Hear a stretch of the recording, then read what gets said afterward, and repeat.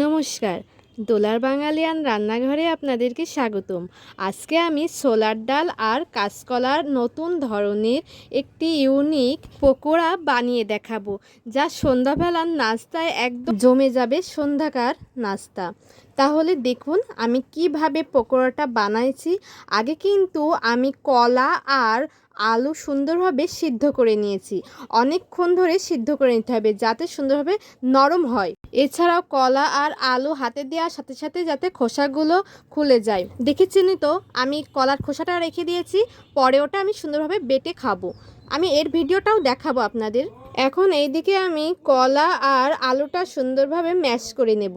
এমনভাবে ম্যাশ করে নিতে হবে যাতে কোনো প্রকারের দানা না থাকে। খুবই মিহিভাবে ম্যাশ করে নিতে হবে।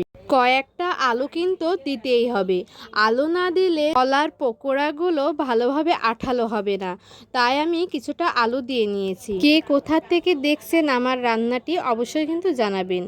এই তো আমি এখানে ছোলার ডালটা বেটে নিয়েছি মিহি করে। এখন ছোলার ডালটা দিয়ে সুন্দরভাবে মাখিয়ে নিচ্ছি।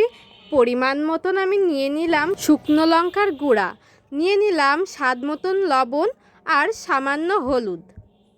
এদিকে নিয়ে নিলাম গরম মশলার গুঁড়া। এখন ভালোভাবে আমি মিক্সড করে নিচ্ছি বা মাখিয়ে নিচ্ছি। কড়াইতে নিয়ে নিলাম তেল, সয়াবিন তেল। এই তো তেলটা সুন্দরভাবে গরম করে নিয়েছি। বল মতন করে নিয়েছিলাম ওই কলা, ছোলার ডাল আর আলু। এইগুলো এখন আমি তেলে দিয়ে দিয়েছি।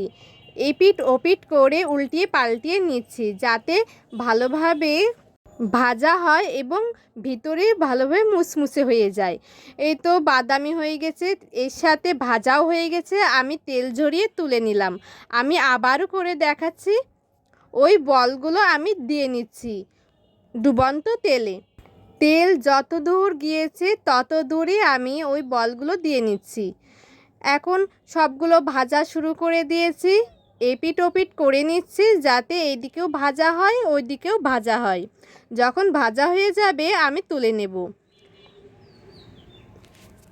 বাড়িতে যখন অতিথি আসবে তখন যদি ঘরেতে কোনো প্রকার খাবার না থাকে তখন বেশ কিছু সবজি দিয়েই বানানো হয়ে যাবে পকোড়া। বানিয়ে খাওয়াবেন, দেখবেন অনেকটা ভালো লাগবে। এছাড়াও বাড়তি কোনো খরচ করা লাগবে না। হয়ে গেছে আমার পকোড়া তৈরি। কেমন হয়েছে অবশ্যই কিন্তু জানাবেন। আমি সস দিয়ে সুন্দরভাবে পরিবেশন করে নিয়েছি। খেতে একদম দুর্দান্ত হয়েছে। টাটা।